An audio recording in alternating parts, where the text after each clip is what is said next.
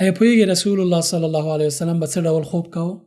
هغه مبارک به د شپې په لومړۍ برخه کې ویده کېده، په ثلث اللیل یا د شپې په دویمه برخه کې به راویښېده او عبادت به یې کوه، د شپې بله وروستۍ برخه کې به بیرته ویده کېده.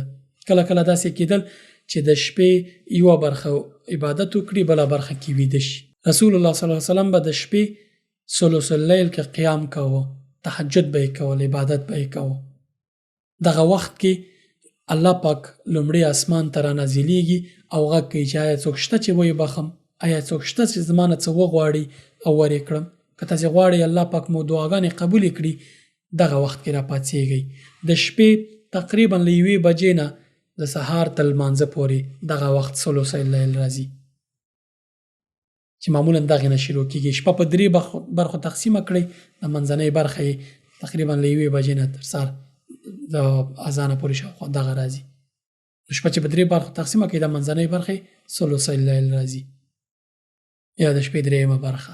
دا به رسول الله صلی الله علیه وسلم اکثرا عبادت او پکې تهجد کول. تاسې هم دا اخلاق زده کړئ او دا ادب زده کړئ او دغه عادت زده کړئ، هیڅکله به خرابه ورځ ونه وینئ انشاءالله.